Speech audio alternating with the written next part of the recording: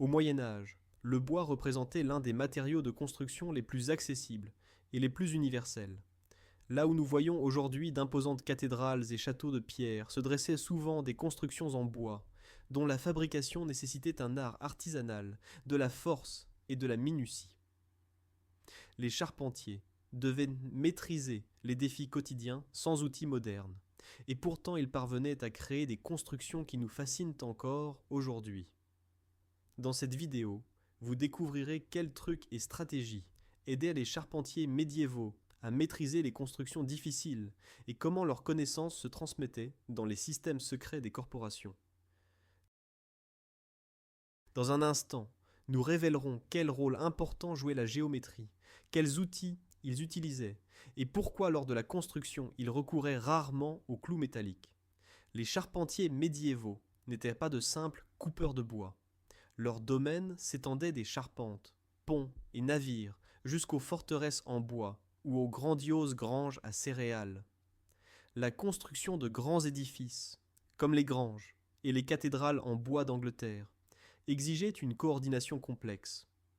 Dans les énormes greniers appartenant aux Templiers, par exemple au Cressing Temple dans l'Essex, environ 1200 assemblages étaient intégrés dans une seule grange, ce qui représente une quantité énorme de travail manuel.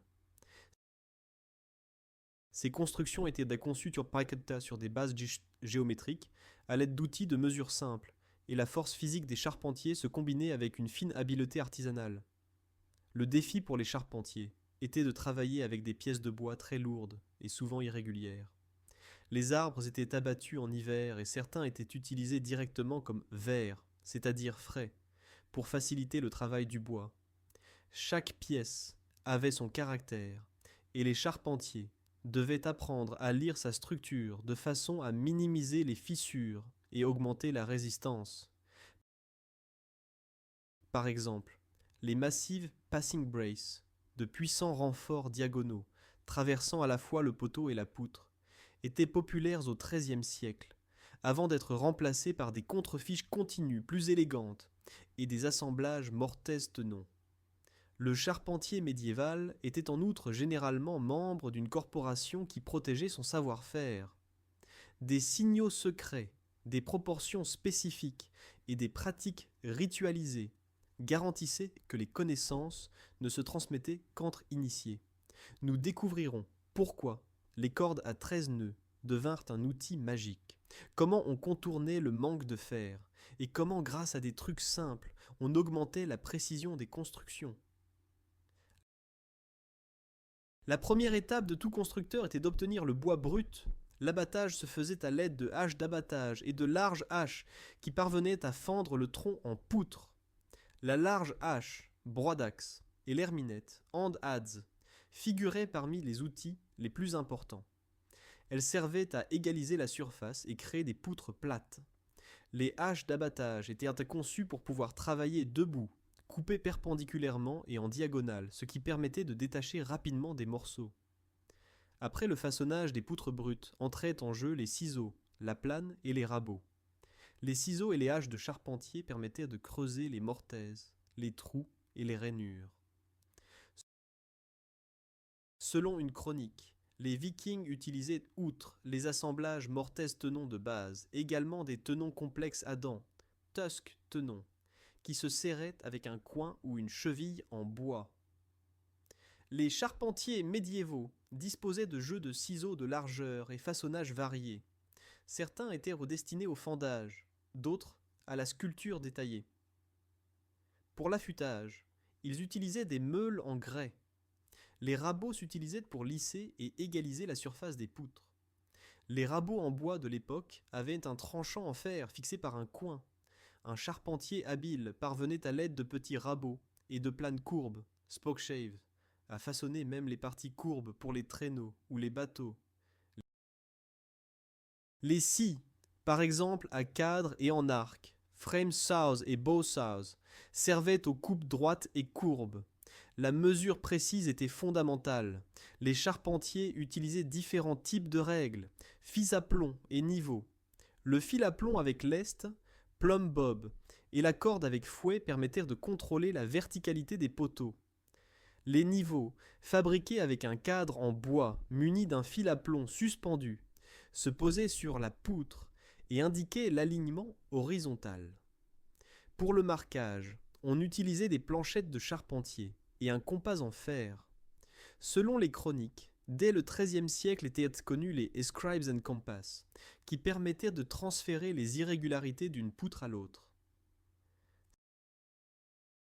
Ces technologies de règles à tracer, scribe rule, jouaient un rôle clé lors de la fabrication d'assemblages sur des poutres irrégulières taillées à la main.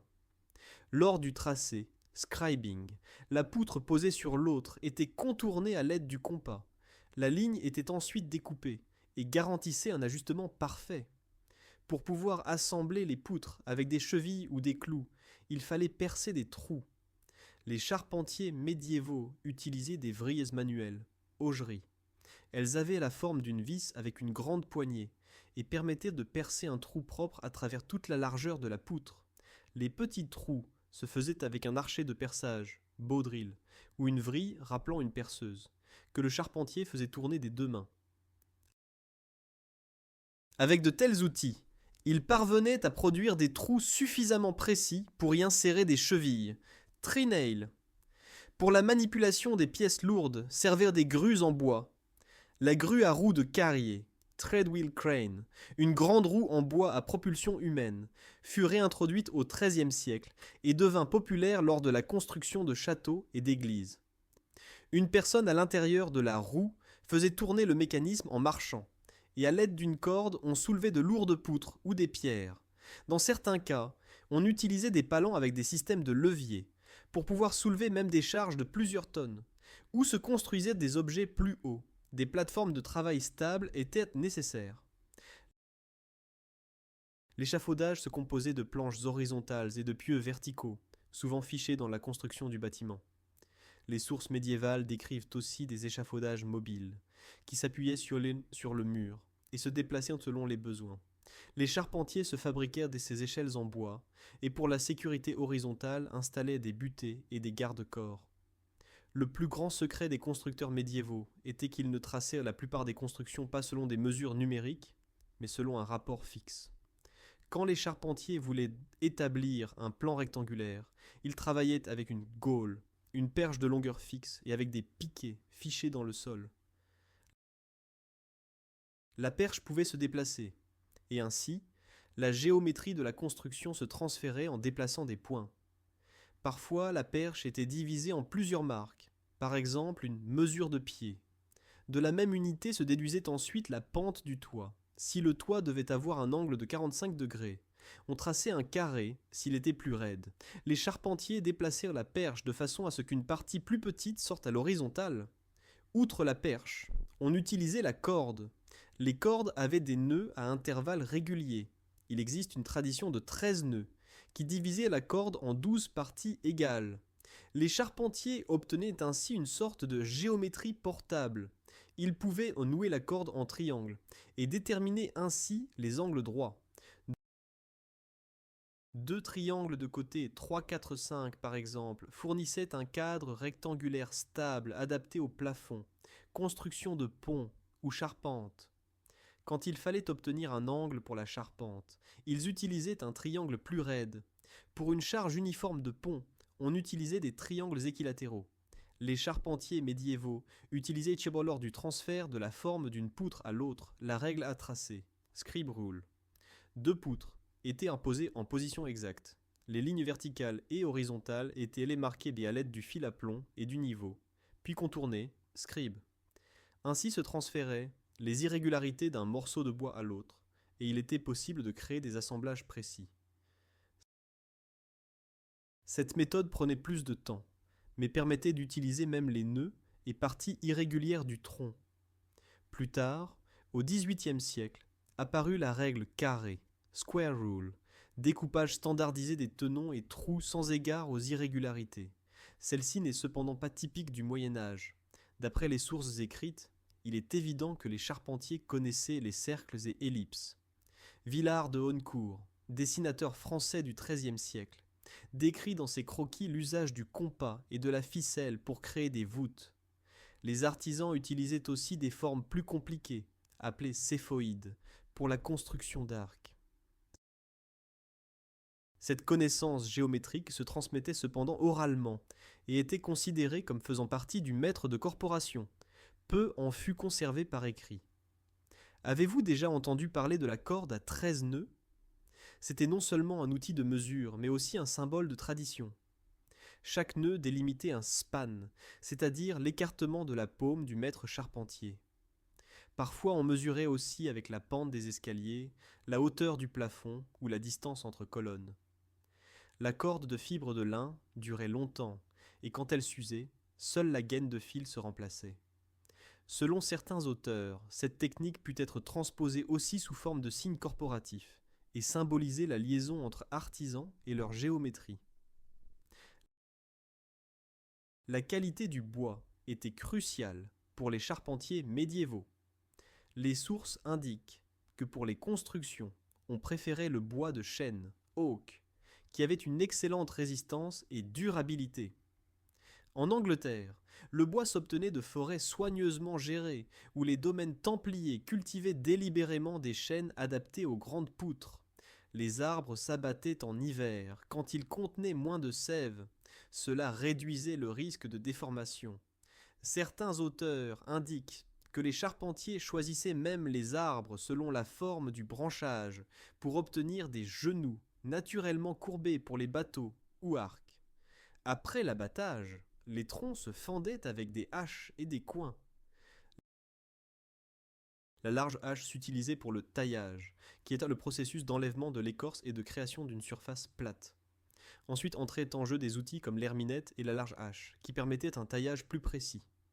L'herminette, outil avec le tranchant perpendiculaire au manche, s'utilisait pour lisser et courber les surfaces, surtout sur les poutres pour bateaux ou tonneaux. La plantalon, draw knife, et la spokeshave permettaient d'enlever de fines couches de bois et de lisser la surface. Les charpentiers devaient y penser à l'orientation des cernes annuelles. S'ils taillaient un assemblage de façon que les forces principales aillent à travers les fibres, la poutre pouvait se fendre. Lors du taillage d'assemblages transversaux, on utilisait donc les côtés dits à poil, hairy sides, comme partie moins sollicitée, et les côtés propres, clean side, pour les éléments porteurs principaux. Le bois vert s'utilisait souvent, car il se travaillait mieux. Le bois humide est plus tendre et permet un taillage plus rapide. De plus, pendant le processus de séchage, l'assemblage se serrait et se renforçait. Par exemple, les assemblages mortaise-tenon étaient découpés dans des poutres vertes, et quand le bois séchait ensuite, l'assemblage se rétractait et créait une construction plus rigide. Les charpentiers médiévaux utilisaient aussi le terme drawboring. Avec cette technique, pour chaque assemblage, on perçait 2 trous, un dans le tenon et l'autre dans le contre-trou, de façon qu'ils ne coïncident pas légèrement. Quand on insérait ensuite la cheville, trenail, et qu'on la passait dans les 2 trous, elle devait être tirée de force dans le trou. Ainsi l'assemblage se serrait, et lors du séchage se contractait encore plus. Le bois devait résister à la pluie, au vent et aux nuisibles. Les charpentiers médiévaux utilisaient différentes méthodes de protection. Par exemple, ils enduisaient les parties portantes d'un mélange d'huile, de cire et de résine. Certaines sources mentionnent l'usage d'huile de graines de lin ou de graisse animale, voire le saupoudrage d'éléments en bois avec du sable, pour minimiser la pourriture. Une partie de la protection était aussi que les poutres s'étaient souvent construites sur des fondations en pierre, sill beams, et non directement dans la terre. Ainsi on empêchait la remontée d'humidité.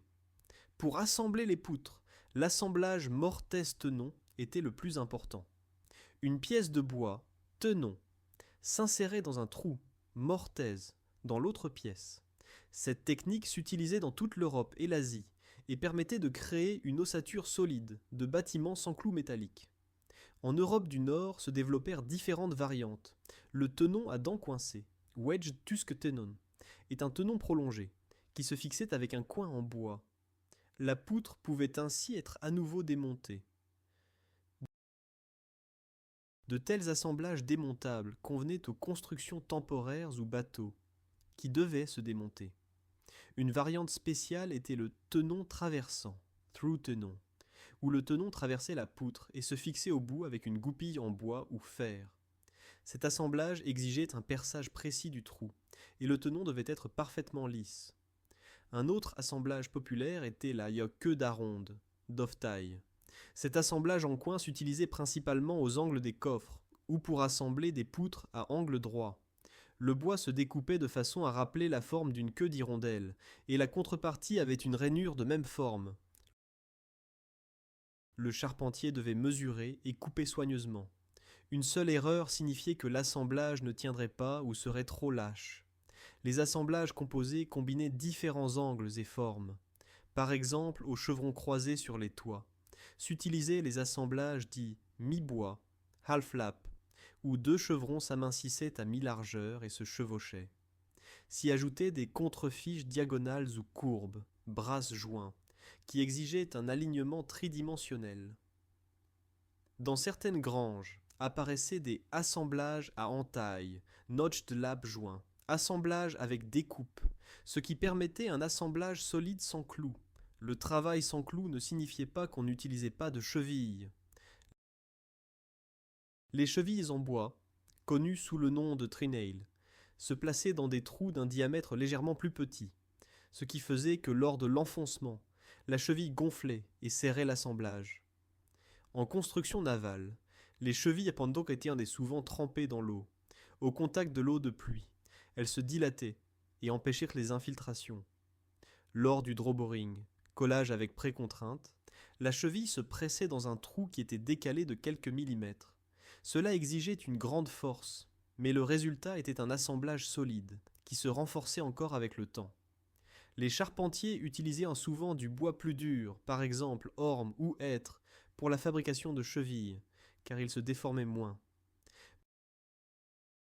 Bien qu'en Europe poussaient de grands arbres, les charpentiers avaient parfois besoin d'une poutre plus longue que celle disponible. Dans ce cas, ils utilisaient des assemblages de boue, scarf joint, assemblage de deux morceaux plus courts pour qu'ils fonctionnent comme un seul. Au XIIIe siècle, s'utilisaient les assemblages étalés, splayed scarf joint, où les extrémités des poutres se biseautaient et se chevauchaient. Plus tard se développèrent les assemblages mi-bois de champ, edge-halved scarf, et mi-bois de face-halved scarf, qui garantissaient une plus grande résistance. Ces assemblages devaient être coupés avec précision, sinon l'assemblage pouvait se désunir sous le poids de la structure. Les contrefiches diagonales étaient indispensables pour la stabilité du cadre. Les contrefiches traversantes, passing brace, souvent massives et traversant tout le cadre, étaient typiques du XIIIe siècle et devaient assurer la résistance transversale. Elles avaient la forme d'une longue diagonale traversant entre le poteau et la panne. Plus tard apparurent des contrefiches diagonales plus courtes, souvent fixées par assemblage mi-bois, pour réduire la consommation de bois et augmenter l'esthétique. Dans certaines constructions, comme la Lawrence Barn dans le New Hampshire américain, s'utilisaient des contrefiches descendantes mi-bois en queue d'aronde, dovetailed half-lapped down brace, c'est-à-dire de courtes contrefiches diagonales, avec assemblage en forme de queue d'aronde et recouvrement à moitié. Cet élément était considéré comme un truc d'assemblage qui augmentait la résistance de l'angle, sans avoir besoin de beaucoup de matériaux. Quand le charpentier avait posé les fondations et préparé les poutres, il devait créer entre elles des assemblages de façon que tout s'emboîte. La méthode la plus courante pour les poutres médiévales taillées à la main était la règle à tracer, scribe rule, aussi tracé français. Avec elle, deux poutres se posaient en position approximative, et à l'aide d'un compas à pointes acérées, se transférait la forme d'une poutre sur l'autre. Le compas se plaçait sur la surface de contact. On réglait une certaine dimension, par exemple hauteur de l'assemblage, puis on traçait des lignes sur la surface du bois. C'est un processus lent, exigeant habileté et patience. La récompense était cependant un assemblage qui s'ajustait même aux parties irrégulières du tronc. Avec la règle à tracer, les charpentiers s'appuyaient souvent sur le fil à plomb pour contrôler la verticalité. Parfois, s'utilisaient des traceur à bulles, bubble scribe, un petit niveau placé sur le compas, pour que le transfert se fasse souplement, mais sans perdre le plan horizontal. Contrairement à la règle à tracer, la règle carré, square rule, est une méthode où chaque assemblage se découpe selon un gabarit standardisé, sans égard à la forme du bois. Elle est caractéristique des périodes plus tardives, à partir du XVIIIe siècle, et permet de préparer à l'avance une plus grande quantité d'éléments identiques.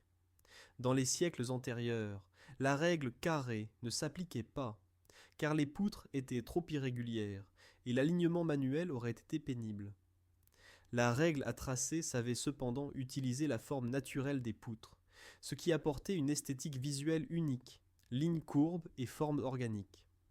Un chapitre intéressant est l'usage de la règle à tracer dans la construction navale et de ponts.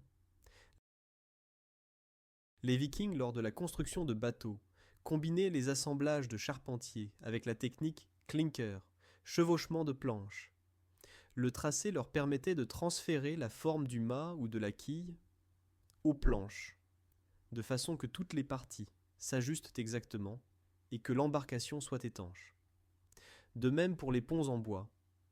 Le tracé s'utilisait pour garantir l'angle correct entre poutres portantes et rampes, ce qui était crucial pour la stabilité. Quand les charpentiers avaient y préparé toutes les poutres, suivait la phase de levage du cadre, raising the frame. C'était non seulement un processus exigeant en main-d'œuvre, mais souvent aussi un événement social, lors duquel se rassemblait toute la communauté. À l'avance, étaient préparés des échafaudages en bois, cordes, poulies, et parfois aussi les grues à roues de carrier mentionnées plus haut. Les poutres se montaient d'abord au sol en bent, mur de cadre complet, qui se levait ensuite entièrement en position verticale. Pour éviter les blessures, charpentiers et aides coordonnaient les mouvements. Le chef ou maître de corporation se tenait à l'écart et à l'aide de signaux, généralement consignes à voix haute ou cornes, dirigeait le rythme. Souvent s'y ajoutaient aussi des célébrations.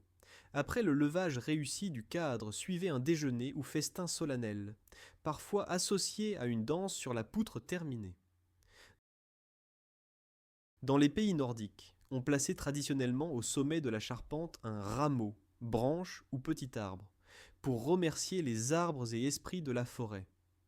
Pour les constructions étendues, comme les cathédrales, s'utilisaient de grands systèmes mécaniques. La grue à roues de carrier était une grue en bois, avec 2 grandes roues, dans lesquelles tournaient des ouvriers ou détenus. En marchant sur le périmètre intérieur de la roue, ils enroulèrent la corde sur un tambour et levaient les charges. Dans la roue pouvaient entrer 2 à 3 personnes, ce qui permettait de lever plusieurs centaines de kilos. La grue était généralement placée sur une plateforme en bois ou pierre et son bras se tournait dans la direction voulue.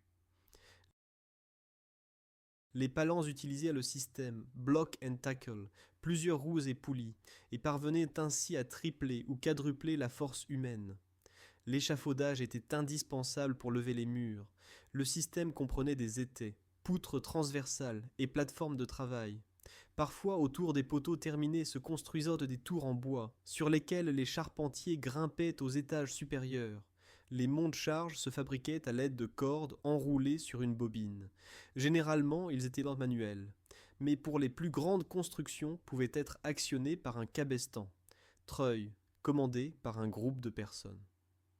Si aucune grue n'était disponible, les charpentiers devaient s'appuyer sur leviers, coins et plans inclinés. Les lourdes poutres se levaient à l'aide de longs leviers, à l'extrémité desquels s'appuyait la force de plusieurs personnes. Parfois s'utilisaient aussi des traîneaux en bois, sur lesquels la poutre glissait vers le haut. Au travail s'utilisaient les come-along, dispositifs d'enroulement à cran, ou de simples coins, avec lesquels la poutre se levait progressivement et s'étayait. Au Moyen Âge, les corporations artisanales, guildes, étaient le centre de la vie sociale des charpentiers. Les corporations veillaient à la qualification des membres, régulaient les prix et surveillaient la qualité du travail. Chaque apprenti devait passer par une longue pratique sous la direction d'un maître, apprendre à travailler avec les outils, connaître la géométrie et maîtriser les procédés secrets. L'entrée dans la corporation était liée à des rituels par lesquels se transmettaient symboliquement les connaissances. Une partie de l'apprentissage était aussi les mystères, secrets du métier. Les jeunes apprentis apprenaient comment mesurer avec la corde, comment aligner une poutre selon les étoiles, et comment par exemple découper un tenon complexe d'un seul coup. Beaucoup de ces procédés se transmettaient oralement, et le maître ne permettait souvent pas à l'élève de prendre des notes, pour que les connaissances ne sortent pas de la corporation. Les charpentiers n'étaient pas seulement des artisans, mais aussi des créateurs d'espaces publics. Leur travail conformait le visage des villes et campagnes, ponts, tours, marchés, portails de propriété. Lors de grands projets, ils collaboraient avec les tailleurs de pierre, forgerons et maçons. Les chroniques du Moyen Âge anglais décrivent que les charpentiers étaient souvent demandés et bien payés. Sur certains chantiers, ils travaillaient des mois et recevaient nourriture, logement et salaire. Au Danemark et en Allemagne, les charpentiers participaient aussi à la construction de bateaux et leur travail était considéré comme important pour le commerce et la défense. Bien que la plupart des sources historiques mentionnent les charpentiers comme des hommes, il existe des preuves que les femmes participaient aux activités auxiliaires. Elles aidaient à la fabrication de cordes, tissage de cordages, transport de matériaux ou même à la fabrication de chevilles. Dans les pays nordiques apparaissent carrément des inscriptions runiques, où les femmes sont désignées comme sofa smith, ouvrières spécialisées dans les petites pièces métalliques pour meubles ou portes. Ces activités sont moins documentées, mais suggèrent que la division médiévale du travail était complexe et flexible. Certains charpentiers croyaient qu'on pouvait tester le bois en le frappant. Si le bois rendait un son sourd, il pouvait être pourri ou avoir des défauts internes. D'autres pièces sonnaient claires, et celles-là étaient choisies pour les parties portantes. Ce test s'appelait écouter le bois, listening to the timber, et s'est conservé dans certaines traditions jusqu'à aujourd'hui. Outre les assemblages mécaniques, les charpentiers recouraient parfois à l'usage de colle. Dans l'Europe médiévale, s'utilisait par exemple la colle de poisson, Hissings, qui provenait des vessies natatoires d'esturgeon. Selon les recettes conservées, elle se mélangeait avec du miel ou sirop pour être plus souple et ne pas se fissurer. Cette colle s'utilisait plutôt pour l'ébénisterie ou travaux plus fins. Pour les grandes constructions, s'utilisaient les chevilles en bois. Lors d'une grande construction, se fabriquaient en gros des dizaines à centaines de poutres. Pour que les charpentiers sachent où chaque pièce appartenait, ils marquaient les parties individuelles de symboles simples, rainures taillées ou signes peints. Ces marques s'appelaient marques d'assemblage, assembly marks, et nous les trouvons encore aujourd'hui sur les constructions historiques. Souvent c'étaient de simples chiffres arabes, signes runiques ou combinaisons de points et traits. Un marquage clair accélérait le montage et réduisait le risque d'erreur. Pour courber le bois s'utilisait la vapeur. Les charpentiers fabriquaient une simple chambre à vapeur, trou dans la terre ou tonneau en bois, dans lequel ils chauffaient l'eau sur le feu. Dans la vapeur qui se formait, se plaçait une bande de bois, qui après plusieurs heures ramollissait et pouvait se courber. Après retrait, la bande se fixait en forme et se laissait sécher. Cette technique s'utilisait principalement lors de la fabrication de côtes de navires et tonneaux. Bien que la plupart des assemblages fussent en bois, parfois s'utilisaient aussi des composants métalliques. Les forgerons fabriquaient des bandes décoratives, qui entouraient les assemblages et fournissaient une résistance supplémentaire. Sur les ponts ou remparts apparaissent de gros boulons en fer. Ces pièces s'utilisaient cependant plutôt aux endroits exposés. Le bois et les chevilles restaient le matériau primaire, car le fer était cher et sujet à la corrosion. Pour nous rapprocher de la réalité quotidienne, imaginons le charpentier Henri, qui vit dans la première moitié du XIVe siècle dans une ville royale. Son père était charpentier, et Henri hérita de lui les outils de base, larges haches aux tranchants polis, rabots manuels et cordes à 13 nœuds. Dès l'enfance, il était fasciné par le travail du bois, l'odeur de résine et la façon dont les grumes brutes devenaient des poteaux porteurs. Le matin avant l'aube, Henri se lève et se rend à la forêt municipale. Là, il choisit un arbre qui sera le poteau de la nouvelle porte. Il prie silencieusement les esprits de la forêt, comme le lui enseignait son père, puis se met à l'abattage. Au moment où l'arbre tombe, Henri ressent respect et responsabilité. Il sait qu'il doit utiliser le bois sans reste. Avec des aides, il nettoie le tronc des branches et à l'aide du rabot et de la hache le débite en 2 poutres. Suit le travail sur le chantier. Dans une prairie plate, il installe avec des amis l'atelier de charpentier de base. Après 2 jours de chaleur et labeur conjugués, les poutres sont prêtes. Henri prend le traceur et transfère soigneusement la forme du poteau sur la poutre faîtière supérieure. Il coupe mortaises tenons, perce des trous pour les chevilles, et dans l'un d'eux insère un tenon à dents, avec coin. Pour une plus grande stabilité, il décide d'insérer une contrefiche traversante, passing brace, longue poutre diagonale, qui traversera toute la construction. Tout cela, il le fait à la main. Quand vient le jour du levage du cadre, toute la ville se rassemble. Les femmes apportent la nourriture, les enfants regardent le souffle coupé. Henri dirige l'équipe. À l'aide de cordes et leviers en bois, ils lèvent un bent après l'autre. L'excitation monte quand l'énorme cadre s'élève lentement vers le ciel. Les gens acclament quand la poutre terminale s'emboîte à sa place. Au bout de la charpente, ils placent une branche verte comme symbole de vie et protection. La tâche est accomplie, et le soir on festoie. On célèbre non seulement le succès, mais aussi la communauté. Même si les technologies évoluaient, beaucoup des procédés des charpentiers médiévaux survécurent jusqu'au XVIIe ou XVIIIe siècle. L'usage de la corde, de la gaule et des assemblages traditionnels apparut aussi dans les constructions rurales, qui se construisaient encore au XIXe siècle. Certaines méthodes se transposèrent même dans d'autres cultures. Par exemple, la menuiserie japonaise a des techniques similaires, mortaises-tenons, et utilise des chevilles en bois. Les constructions de granges et cathédrales médiévales inspirèrent les architectes de la Renaissance, qui s'efforçaient de combiner bois et pierre. Dans les dernières décennies, s'est produite une renaissance de la charpenterie traditionnelle. Grâce à l'intérêt pour l'architecture historique, les gens apprennent les anciennes techniques et restaurent les constructions en bois des siècles passés. La reconstruction de grandes granges et églises exige une précision qui s'atteint le mieux avec les outils traditionnels. Les corporations de charpentiers de bois, Timber Framers Guild, rassemblent aujourd'hui des artisans qui raniment l'ancien savoir-faire.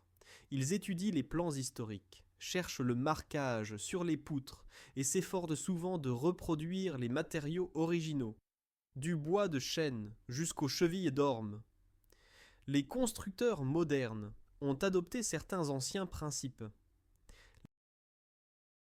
Les maisons passives s'inspirent de l'orientation des bâtiments et de l'utilisation du rayonnement solaire similairement aux constructeurs médiévaux, qui orientaient les maisons selon les points cardinaux. Les matériaux durables, comme le bois massif, s'inscrivent dans la tradition. Certaines entreprises utilisent même des machines CNC modernes pour créer un assemblage mortaises-tenons avec une précision dont les charpentiers au Moyen Âge n'osaient même pas rêver. La charpenterie traditionnelle a laissé un profond héritage culturel. Aujourd'hui, nous admirons la majesté des cathédrales, les magnifiques granges, les meubles tournés et les ponts en bois. Ces constructions sont la preuve tangible de l'habileté artisanale et de la créativité. Nous réalisons que les charpentiers médiévaux se heurtaient à de nombreuses limitations, mais parvenaient pourtant à créer des constructions durables et belles. Leurs trucs, comme la mesure avec la corde à nœuds, la règle à tracer, mortaise-tenon, drawboring ou l'usage de trenail, inspirent encore aujourd'hui non seulement les historiens, mais aussi les architectes et designers modernes. Notre excursion dans le monde des charpentiers médiévaux se termine, mais une constatation est évidente. L'habileté, la persévérance et l'usage ingénieux d'outils simples permettaient aux constructeurs d'atteindre des résultats exceptionnels. Dans cette vidéo, vous avez appris que le bois n'est pas seulement un matériau, mais aussi un partenaire vivant, avec lequel il faut agir avec respect, qu'une corde à 13 nœuds peut remplacer un mètre moderne, que les chevilles en bois parviennent à tenir une construction ensemble plus solidement que les clous métalliques, et que les lourdes poutres peuvent se lever par la force humaine à l'aide de grues et poulies simples. La construction médiévale est fascinante non seulement par ses détails techniques, mais aussi par la façon dont elle relie la communauté humaine. La construction était un événement qui unissait et apportait joie et sentiment de fierté. Aujourd'hui, quand nous nous efforçons de construire durablement et de respecter les traditions, cet héritage est une inspiration. Si le monde des charpentiers médiévaux vous a intéressé, mettez j'aime à la vidéo, partagez-la et laissez-vous charmer par un art qui transcende les siècles.